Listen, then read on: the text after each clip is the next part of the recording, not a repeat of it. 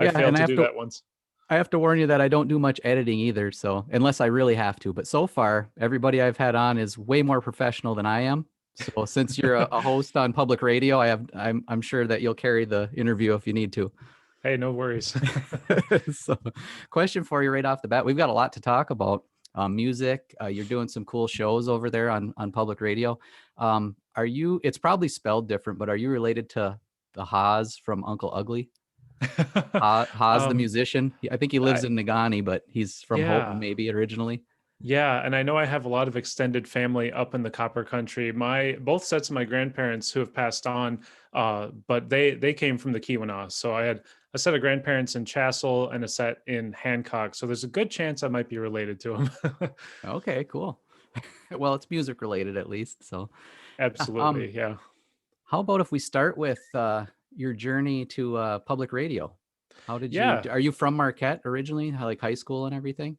Yeah, well, I was born in Marquette in '86, and I was here until I was in second grade. And my dad worked for the prison system here as an accountant, and he got transferred to Kinchlow, Michigan. So I've been a Youper all of my life, but I came back to Marquette to go to Northern to study music, and pretty much ever since then I've been in Marquette. So mostly in Marquette, a little dip elsewhere. So yeah. Did you live in Sault Ste. Marie and attend school there when you were at I went to Kinchlow or Rudyard High School. So okay. it was, yeah, I was living in Kinchlow, went to elementary school there for a while, and then Rudyard Middle School and high school. So I never went to the Sioux schools. Only went to attend a few events Yeah. here and there. I So, was there. I was born in the Sioux. I was there till second grade, but I tell everybody I'm oh, from Nagani because that's okay. where I went to high school and graduated. And my I have a Nagani pride. So, Yeah, but nice. how was the? Did you get involved in the music program at Rudyard? Yeah, actually, I was in band and choir ever since like fifth grade in elementary school. Played trombone because my arms were long enough to play it, and then I started singing in middle school because they picked out my voice. I had a little bit of a knack for it at the time, and I stuck with it. I stuck with it ever since high school and into college a little bit. I was in musicals here and there as well, so I did some singing. Not really great at dancing, but the singing and remembering lines were some of the things I could do well at the time. Cool. And then I eventually decided to take on music as my major at NMU. So I have a bachelor's in music education, taught music for a little while, and eventually found my way to Public Radio 90. At Northern, then was when you signed up for the music program, did you have like did you play trombone? Was it like did you have to have an instrument that you learned or was it like singing or a specialty? Yeah. Yeah, I was actually in singing. I wasn't as great at the trombone. Like I wasn't confident enough, I guess, in the trombone to say, okay, that's going to be my major. I was more into singing at that time. I actually started at Northern as a criminal justice major. I was doing music classes on the side, and I eventually transferred to the music department because that was what I really was passionate about. Mhm. So I studied voice with Dr. Robert Englehart as a tenor and sang in the choirs, the chorale, and I took voice lessons for quite a while. So I've sung classically and I sing otherwise as well. Yeah, are you in a choir now? I'm not, although I'm a supporter of the Marquette Choral Society. Okay. They've been doing kind of a socially distanced thing for a little while now, but I'm actually not in an ensemble at the moment. Hmm. Okay. And then were you looking at any other music schools or was Northern like the number one choice? For a while I had dreams of going to Berkeley, but that was a little more Yeah. pricey for myself and my parents. And I always loved Marquette. I always knew I wanted to come back to it someday. So it just made good sense to come to Northern, not just because it was affordable, but also it was just a place that I had missed since I was a kid. And I knew that there was a lot going on there. So I came to Northern. Yeah, and then that gave you the opportunity to get in with the public radio. Did you do any like internships or anything there, or did you just apply for a full-time position when you're done? So it started off as I was a student employee, as we have a few student employees there now too. But I was a student board op for about a year and a half or so. I can actually thank my wife for getting me that job because she was working in the newsroom at the time as a student news Uh, writer. And then I became a board op for a while. And I filled in on the classical show every once in a while when they needed somebody to sub in. And then it was about a 10-year stretch before I got any kind of other radio time. I did take a year in Milwaukee where I was teaching music down there, and I fell in love with a radio station down there. And I thought, it'd be really cool to get involved with a radio station again. And when I came back to Marquette after working at a few different jobs and part-time teaching, things like that, it just so happened to be that all of a sudden there was a full-time position at public radio, and I was asked if I was interested, and I said, of course I am. So Mhm. that kind of opened the door for me back in 2017 to start full time. Cool, cool. And like, so while you were at Northern, I know you do a lot of music production yourself, and that were you did you get into the local music scene around Marquette? Yeah, I try to get to shows here and there. At the time I was in college, there it seemed like there were a lot more punk, metal bands, things like that. And I play bass guitar just as a hobby mostly. I'm kind of self-taught that way. But I had an opportunity to fill in on bass for a band called Furnace when I was in college. I was just talking to Alex Wattanen the other day on Hmm. our local spin about that, and how he was also like rapping on stage, and I didn't know him at the time. But that was like one of the big moments where I felt involved in kind of the underground Marquette music scene in a way, where I got to play in front of this group of people that I didn't really know, but they were all so passionate about just like this underground scene, and a lot of like rough metal and punk bands, things like Yeah. that. So that kind of dipped my toes in, and then later on I got more interested in going to like shows at the Ordoc and things like that. Yeah. Did you so you're just kind of filling in. Did you ever get with a group more on a more permanent basis? Or I did catch that interview. We'll definitely talk about your local spin show. I want to hit that pretty heavy here, but I'm just getting a little bit of the early days. And did you get in with Mhm. anybody, or were you just kind of filling in here and there? Mostly filling in and playing as a hobbyist. I didn't really get involved in a band at all. I kind of wanted to. I've always had a dream of having like an 80s cover band, something like that. Yeah. But that's kind of where I started to transition to making my own productions and covering 80s songs and such. But at the time, I don't know if I was just too shy to ask around, see if anybody needed a bass player, but I would jam with people here and there. Hmm. And I had buddies in college where we'd go downstairs at like the Van Antwerp Hall. They have the big common room, so we'd plug in amps and just play down there. So that was a lot of fun. Yeah, that's cool. Did you ever end up on the Doug Garrison show or hang out there? No, I never did. But actually, I have a quick story. One time I went to dinner with my wife and my sister. They were visiting in town, and we went to go eat at the Upfront, and they were filming Doug Garrison there. So I was like, oh, this is like dinner and a show tonight. Oh, you were there. um, Okay. Did you stick around for it? Yeah, we were there actually right near the front, near the dance area, and all of a sudden they were starting to film, and we are like, they came up and asked like, "Are you guys okay with us filming?" I'm like, "Yeah, it's fine." So we got to see part of a show, and he was singing. I think there was a portion he was recording a Beatles song he was performing, so we got to see that live too. Oh, nice. Yeah. Yeah. It was cool that to have a local, it was like local bands. It was was it on TV6 I or think was it a public? It it, was on I TV can't anyways. remember. I know that. So it was Yeah. like a big production. I mean, for what they had to Mhm. do. I mean, maybe today you could do something with webcams that wouldn't be as high Right. quality, but I Yeah. mean, he went all out. It was really a really cool thing to do for the area.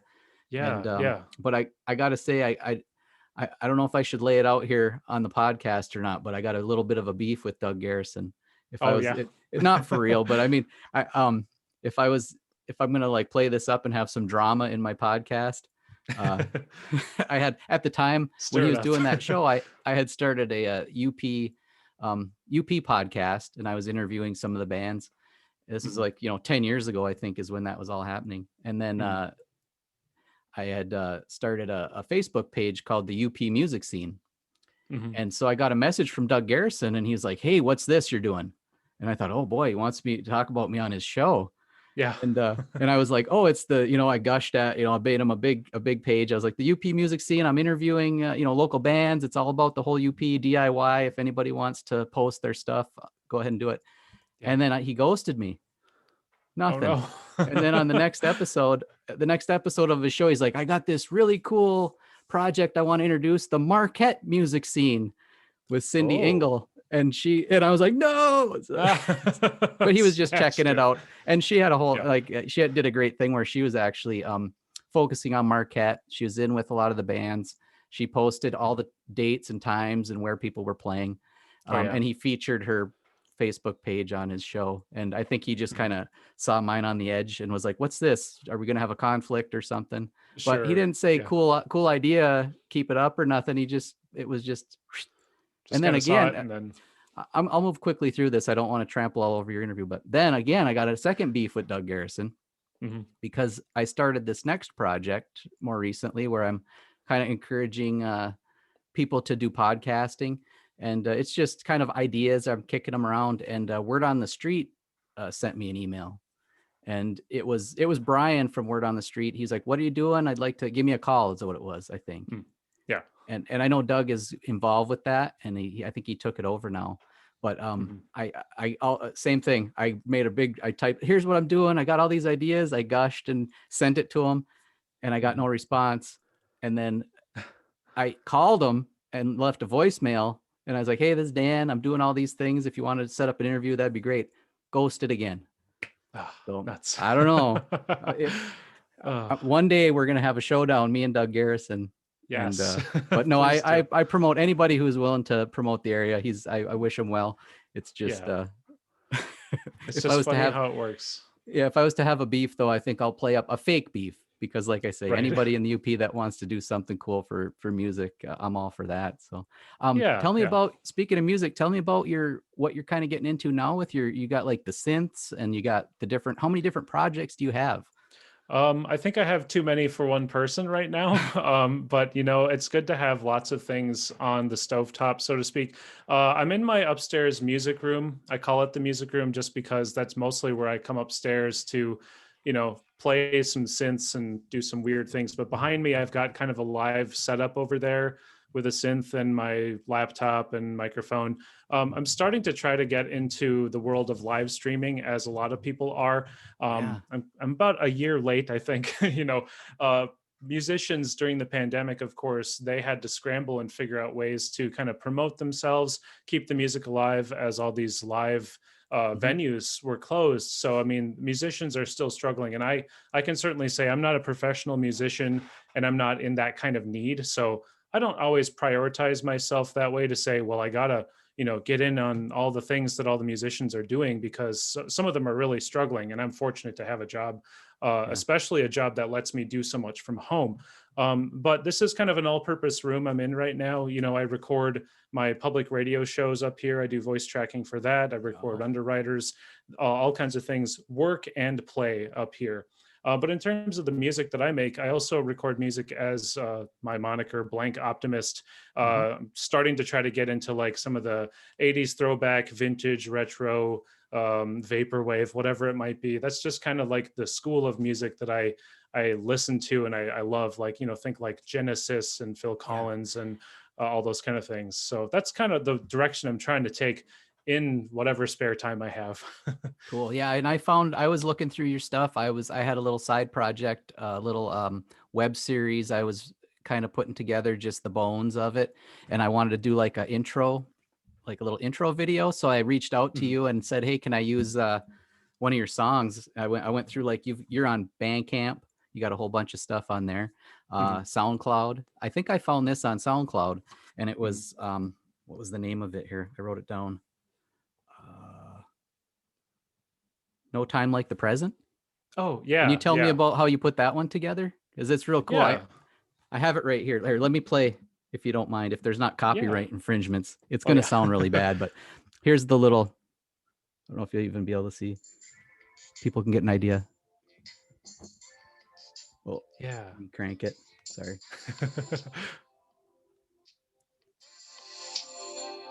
Oh yeah. There we go. And then I got pictures of Nagani going by. Oh, nice. Oh, I love how that's come together too.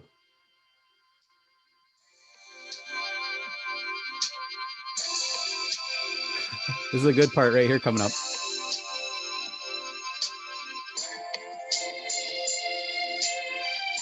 Oh yeah. All right, I'll leave them wanting more. Oh, born to fail. Nice. Oh, nice. So, excellent. But that's the first time I've seen that. I'm glad that came together. That's awesome. Yeah, and that's kind of like an anthemic. I don't know. It's kind of sounds like Graduation or something. Somebody said it was like Full House, the Full House intro, but how did Oh, that one that's come fantastic. together? Oh man, well that's high praise right there. That's one of those pieces that I was just kind of messing around in the music program Ableton, and I have all kind of like they're called soft synths. So it's not like I have a whole huge collection of actual synthesizers, but once you get into audio production and music production, you get to play around with all kinds of stuff. And I came up with a basic beat, and I was like, okay, this is kind of woozy, kind of chill, and then I Hmm. just started to kind of add a few components to it, and then it started to come together, and I got the idea of timelessness, relaxation, again, like, and not to be too like YouTubey, but like chill vibes, Hmm. music to chill and study to or whatever. But I had this feeling of wooziness and relaxation that I wanted to kind of chase down, and I eventually put words to it too. And no time in the present kind of has that feeling of you need to stop and slow down because things are moving too fast. You got too much on your plate and you just need to escape for a little while. And that's kind of the inspiration behind a lot of the music that I make is escapism, taking yourself to a new place. Maybe for some people that feel like the UP is too small, or any small town, like if you can escape into something for a little while, then it can leave you feeling in a much better place, mentally, whatever it might be. So that's kind of where I came from with that song. And that's probably the most relaxing song off of an album I released called Imposter Cycle, which of course has to do with imposter syndrome. And so that's like the most chill song out of some other synthy, maybe some hard beat kind of tracks. But I'm glad that that Yeah. came together for that video too. That really matches quite nicely. So thanks for using that. Yeah, and it's rough, it's all just a rough draft of stuff, and I threw it on my YouTube channel, so some people have seen it, but yeah, Mhm. that's cool. So you had the soft synths in there. Did you also play some bass? Were there some real live or plugged in, but live real instruments you got in there? Yeah. Actually, I recorded some live bass guitar and also some like synthesized bass as well. Kind of just depending on what I was thinking about for the track, kind of what was called upon, for what fits the project. But I do have a bass guitar that's hiding back there as well. That's made it on a few of the tracks. It's Mm-hmm. that little guy standing up over there. It's the yellow one. But so yeah, I love playing bass, and I want to add more, I guess, live instrumentation to the next music that I make.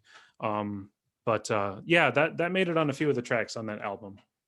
Okay, cool.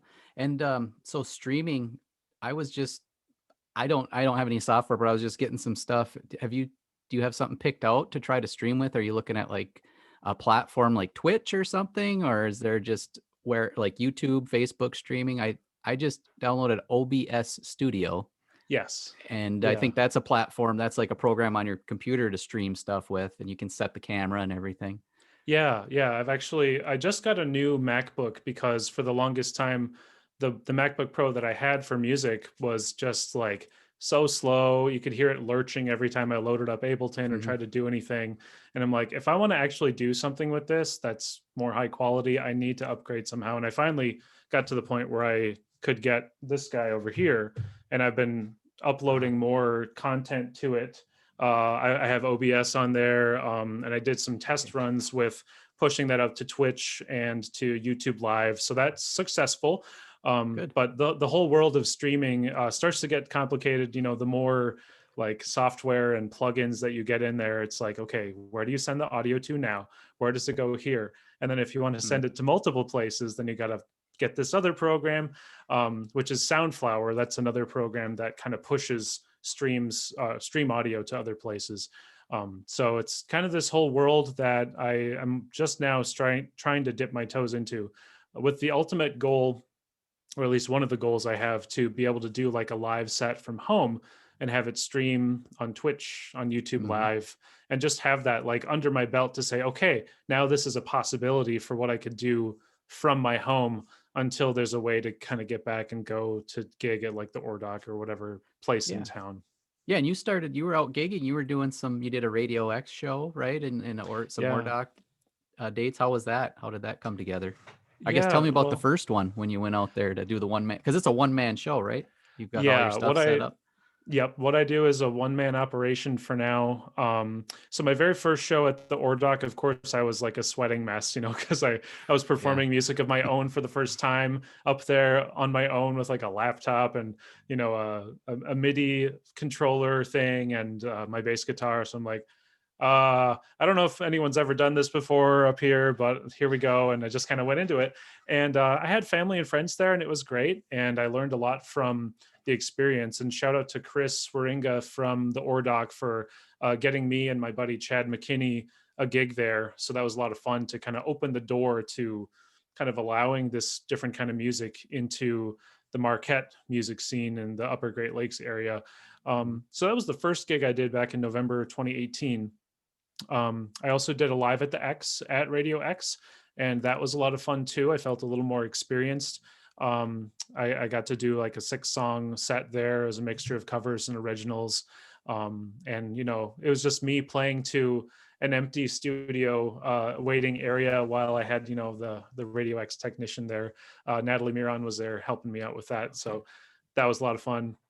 I did a gig with Blanco Suave. That was fun too. They brought a pretty big crowd there, so I was like, okay. But again, that's kind of like a mixture of original tracks, maybe dance kind of electronics music. I'll make that kind of thing. Yeah. Not like Skrillex or anything, but it's more like retro influenced. But they've become good friends, Luke and Gretchen, with Blanco Suave, and yeah, then I also did a show called Room at the Lodge. I have this kind of 80s themed poster behind me here.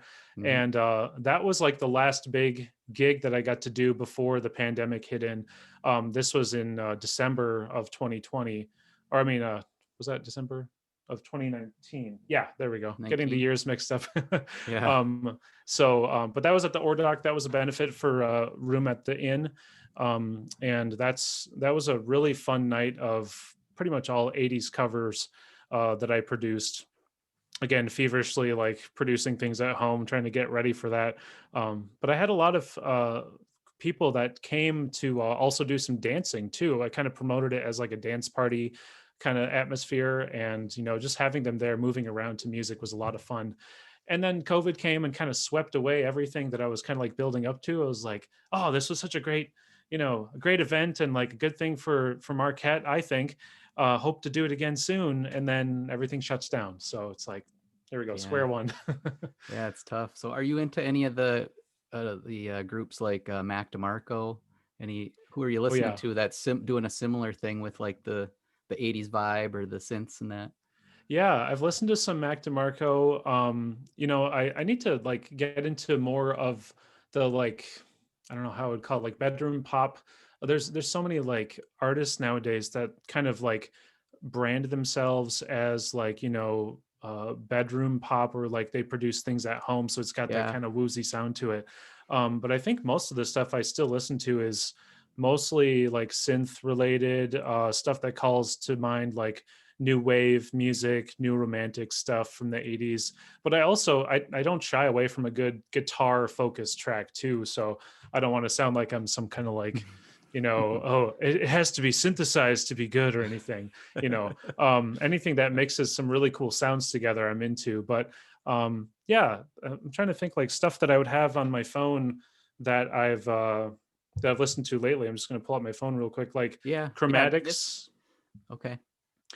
Yeah, I mean, Chromatics is really good to me because they have that kind of like retro futuristic sound. Sylvan Esso, they're a great electronic duo, and they put out like 3 records now. Um, I'm just going to throw out a few other names that I'm scrolling by: Madonna, The Cars, George Michael, Donny Benet. I could do an entire podcast talking about the music of Donny Benet Donnie Benet. and And how you have a fun lot he of is. covers. Like on your Uh, SoundCloud, it looked like there was some covers that you had done. Like I think was there a yeah, Madonna one? I did a version of Into the Groove. Yeah. Yeah. I may want to revisit that one at some point as I learn more about music production. Yeah. But yeah, that was a fun one. And I've done some Human League covers. I really want to do more Peter Gabriel covers at some point, Hmm. just because he's like one of my soul artists. He's like a desert island artist. take all of his discography to a deserted island someday and just listen to it. Yeah. But yeah, I mean, I think it runs the gamut, stuff that I've been interested in and introduced to over the years.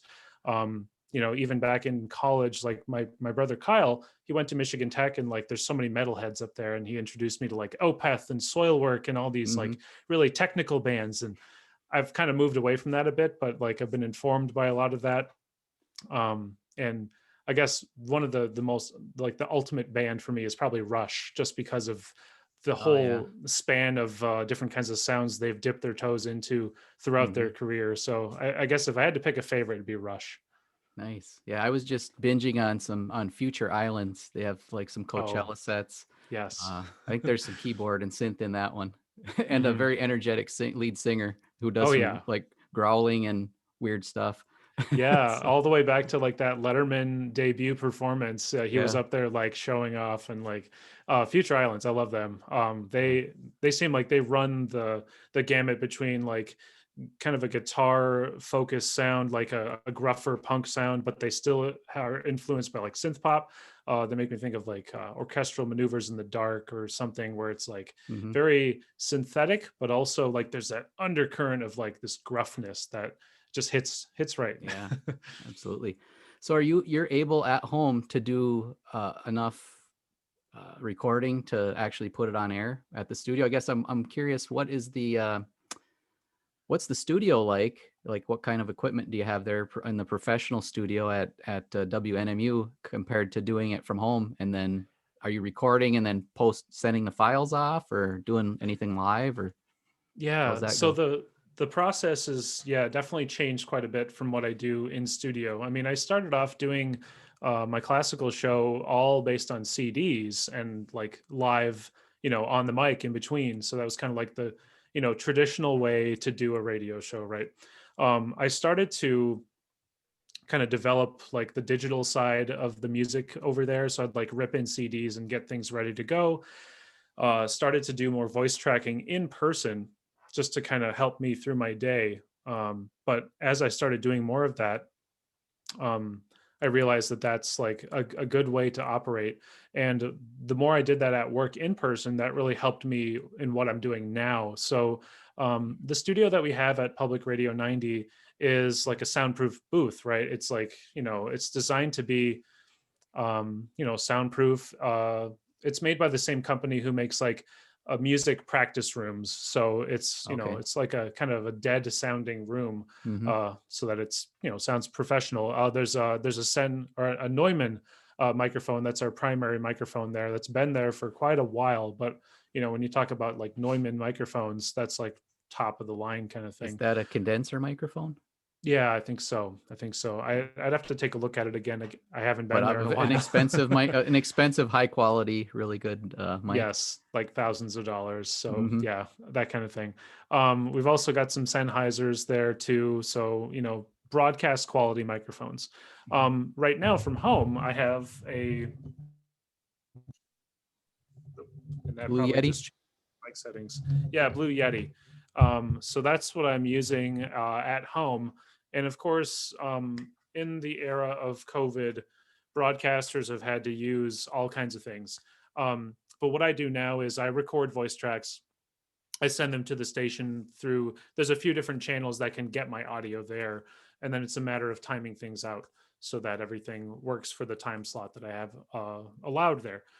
Some stations have what are called Comrex boxes. We don't have those as a part of our crew, but like the Comrex boxes would allow like a live feed from a remote location to a Hmm. studio broadcast.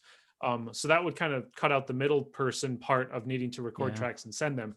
But I've gotten used to doing that here.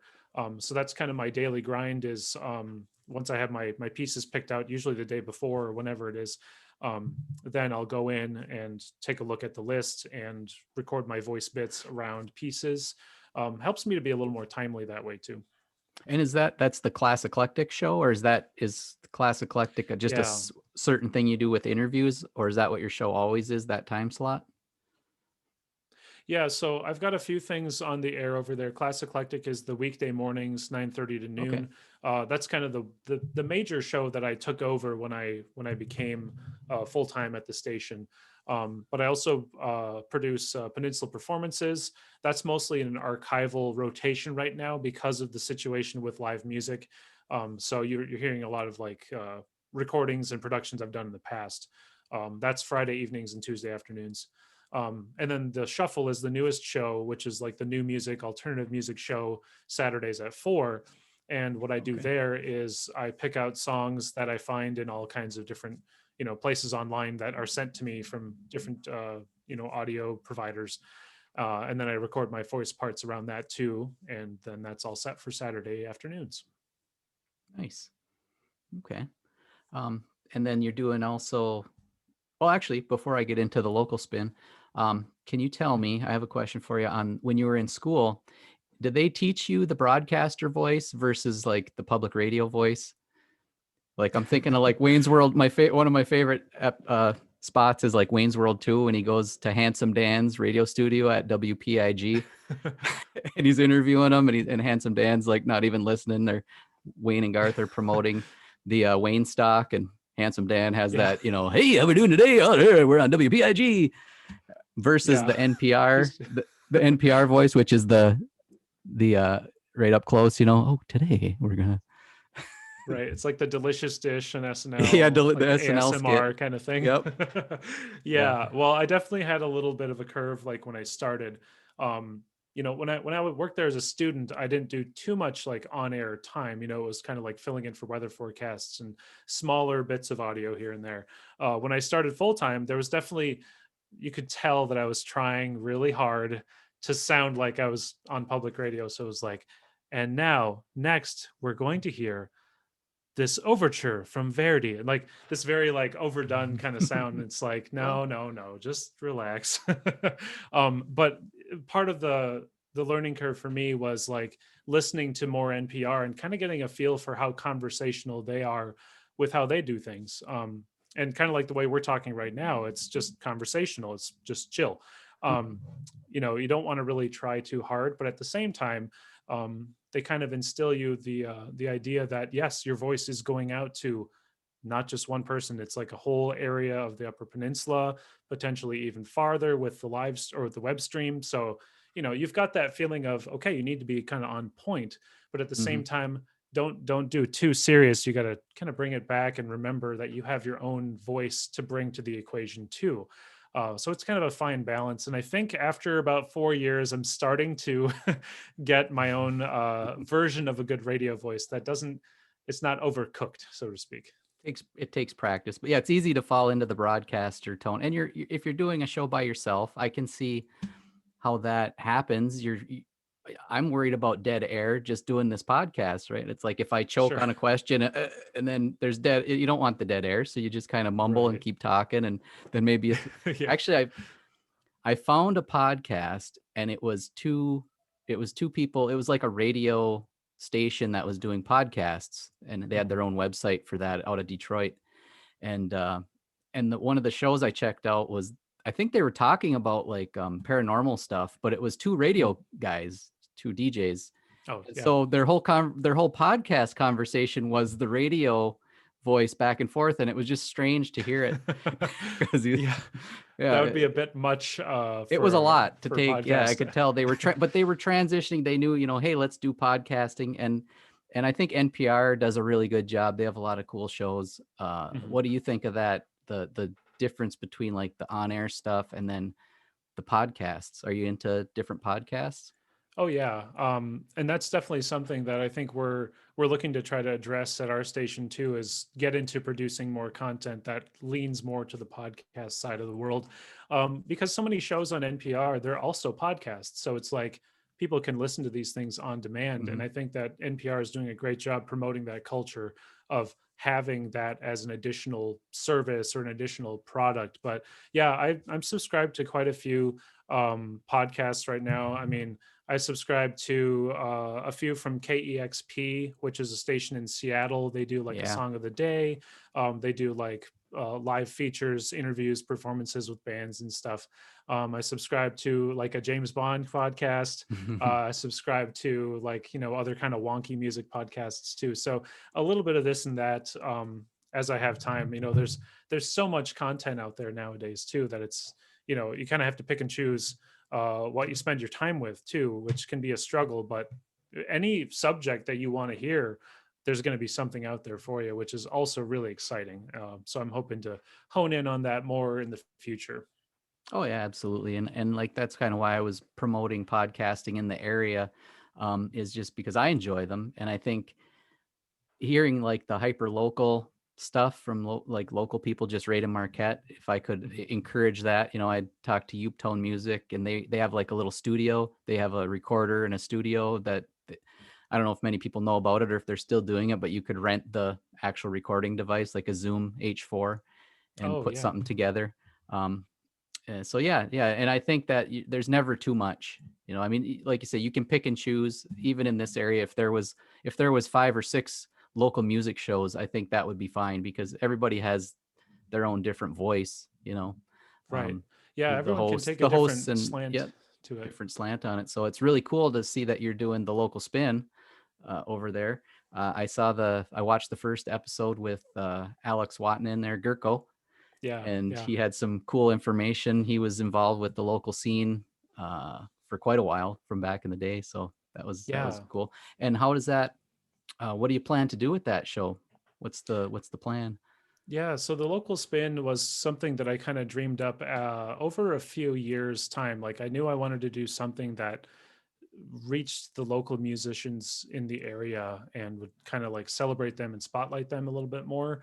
And when the pandemic happened, I noticed that was kind of a thing that a lot of other public stations were doing was, finding ways to get musicians an opportunity to perform where they couldn't normally perform, and then just help kind of amplify that. So the idea of the local spin came, of course, after I got my the show The Shuffle, which is mostly just new music from all kinds of different places.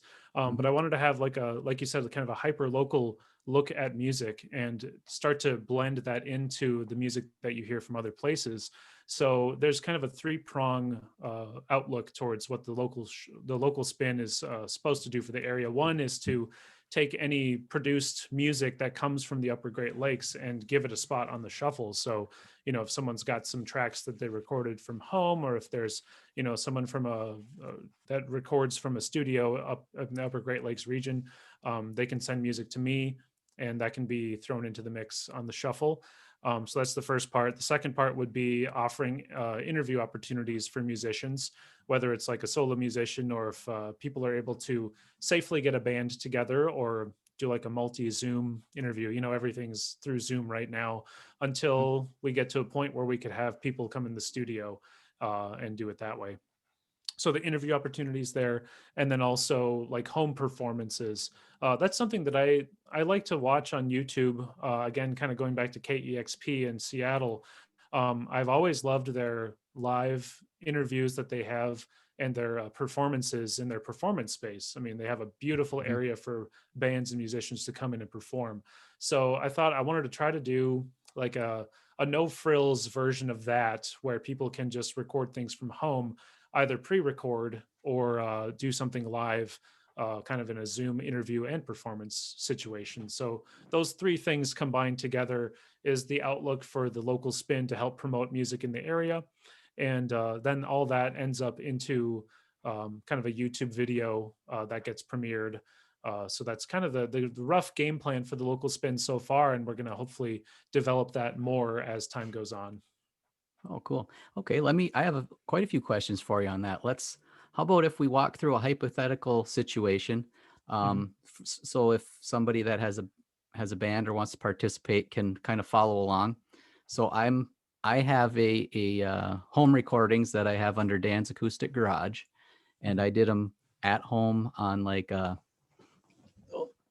I had a little Boss recorder, but something like this, which has good quality, the old Yeah. H2.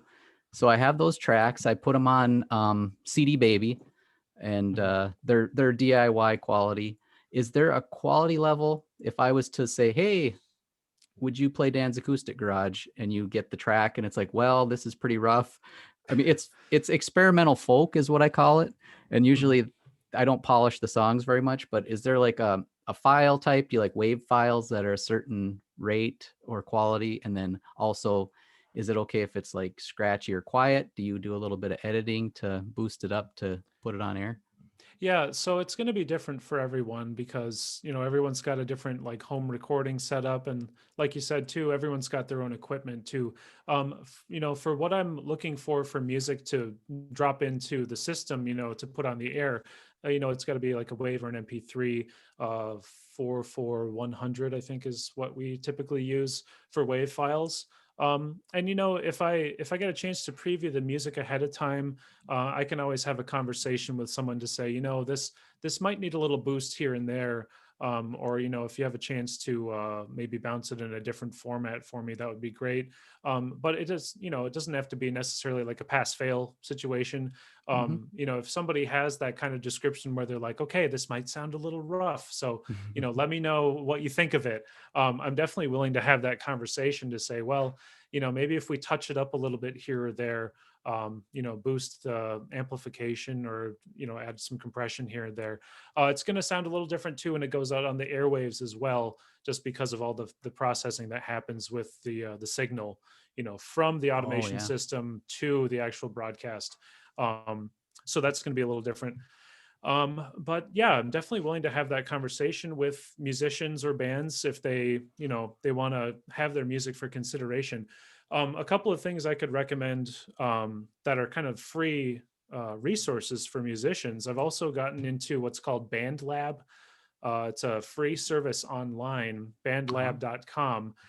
There's a whole smattering of free like instruments, drum machines, sample packs, etc., kind of for musicians on the go. It allows collaboration between other musicians that get on there, but they also offer like a free mastering service, like a Cool. lot of other services online, cloud-based like music hubs. They offer some kind of mastering services.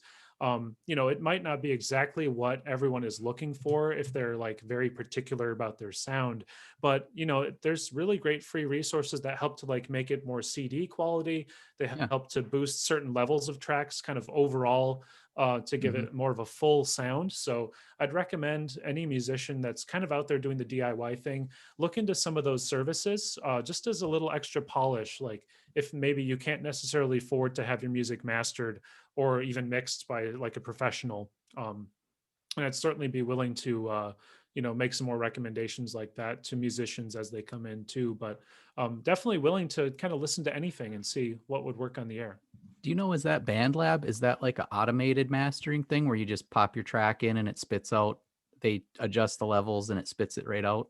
Yeah, that's kind Is of that the idea with that. It's yeah, all free, but they give you like three different options for kind cool. of what you might be looking for an overall track adjustment. But I could also recommend, there's programs like Reaper, which is a music production suite Hmm. that it's free to download and free to use. It's kind of a trial edition, but you can also Yeah. tweak settings that way.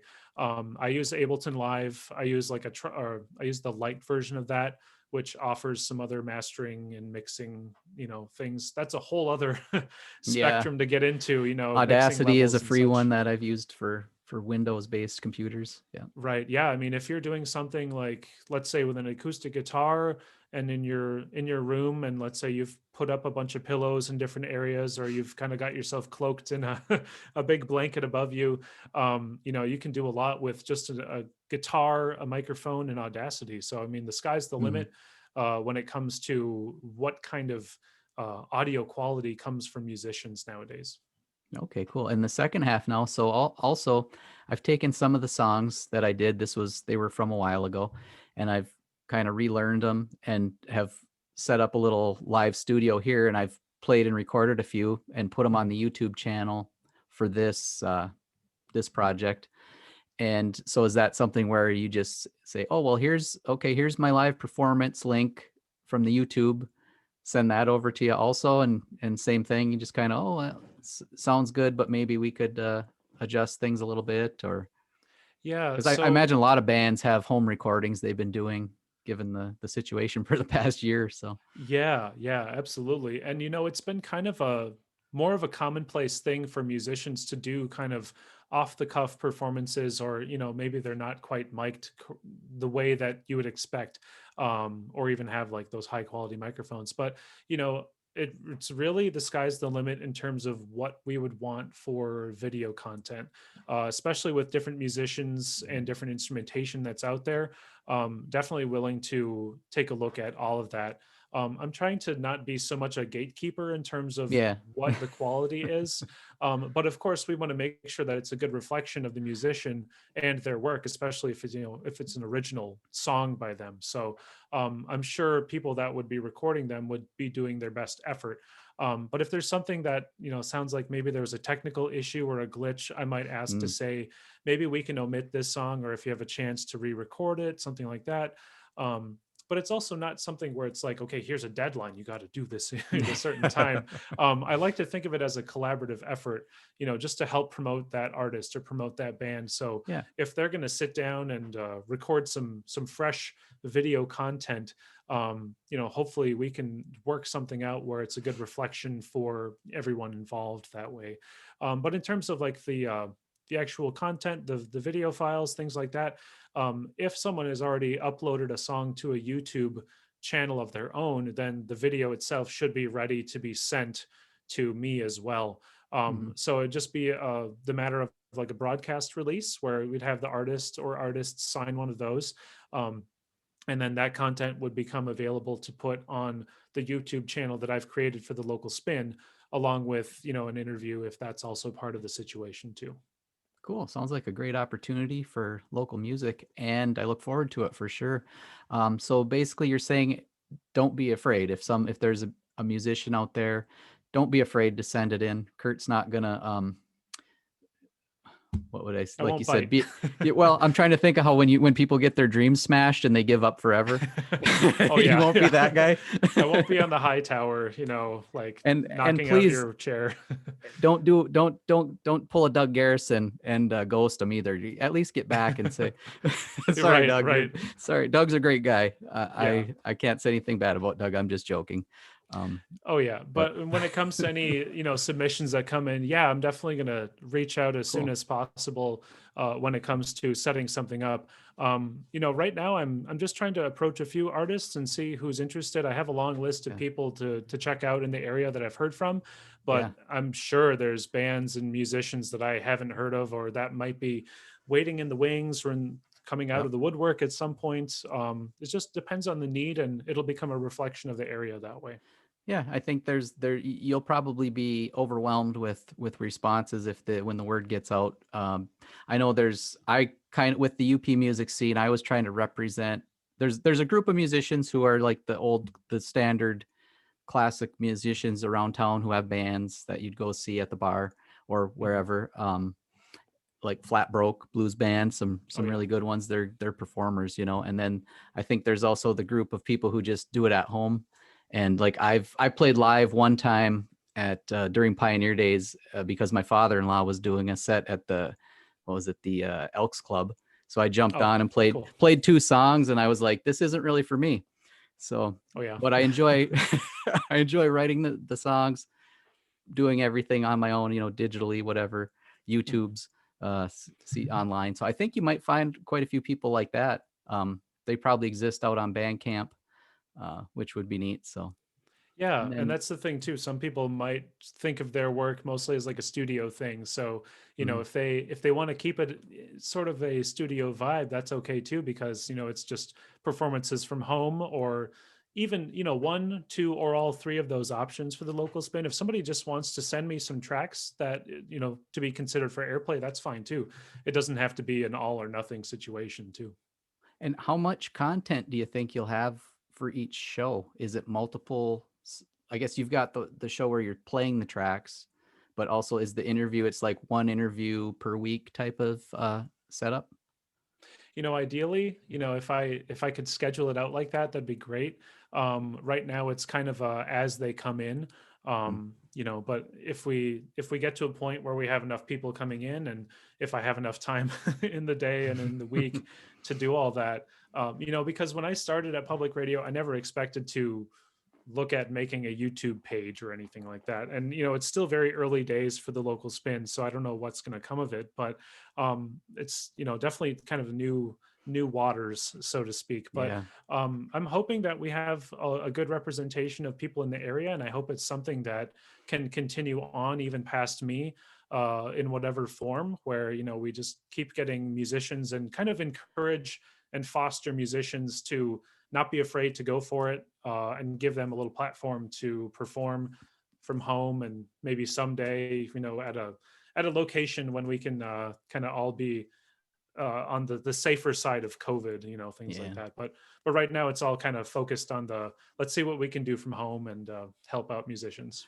And you're open to all types of music also. So if there's like a cellist or trombone player that Yeah, has wants to do it, a harmonica player, yeah. classical, whatever. This is my harmonica EP. Four tracks of nothing but harmonica.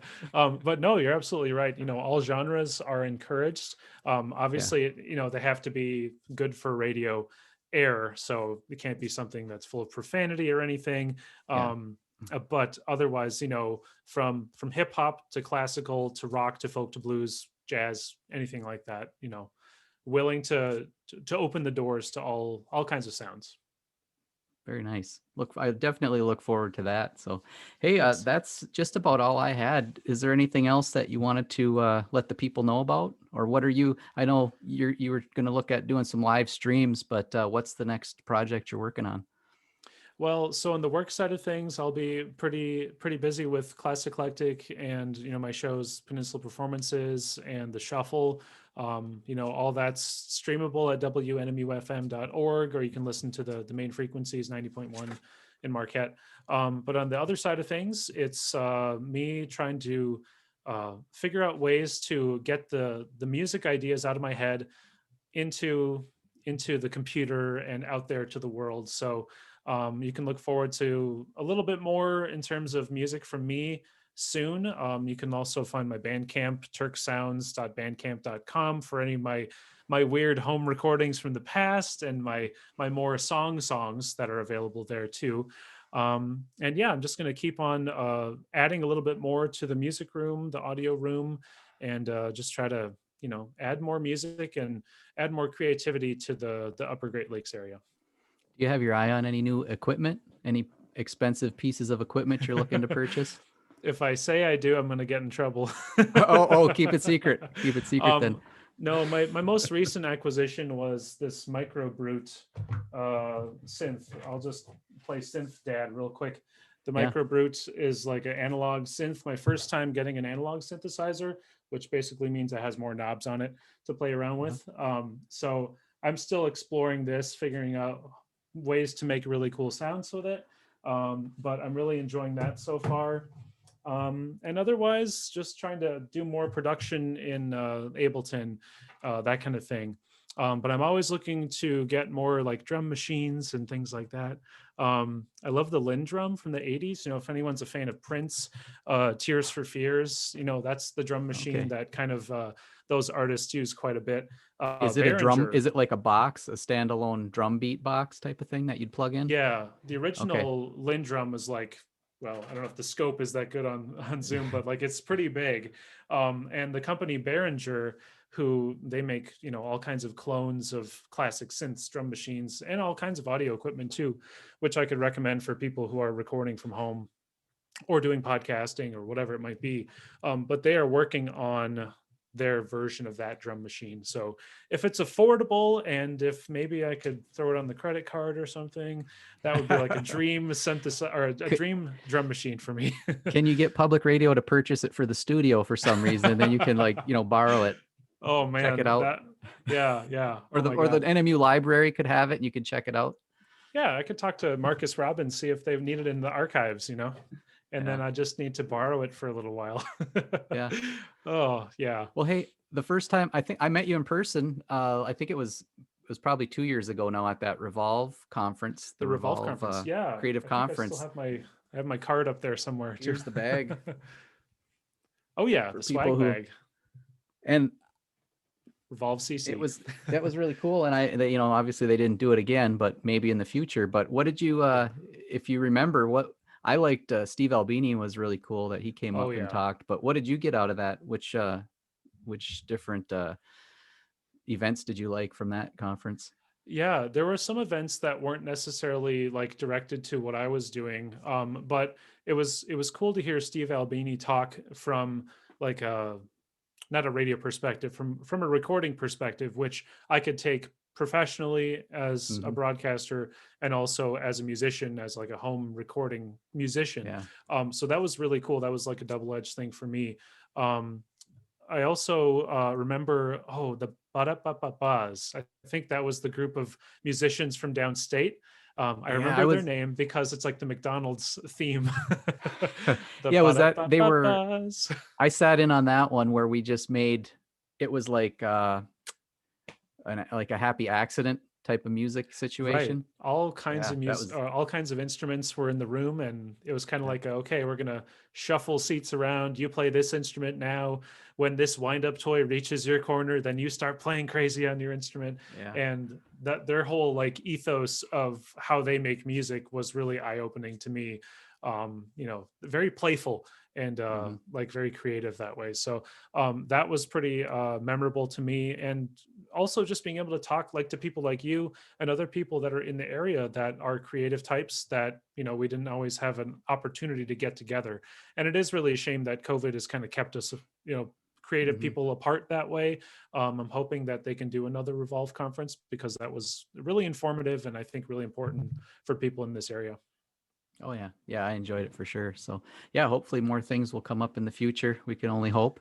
And Yeah. at least you're doing your part. You're doing the shows there. So definitely look forward to that. Like I've said. So thanks for doing an interview with me, Kurt. We could probably talk again sometime soon. See how things are going for Yeah. a part two, if Yeah, you I'd don't love to. mind. Yeah, I'd love to check in again sometime. That'd be great.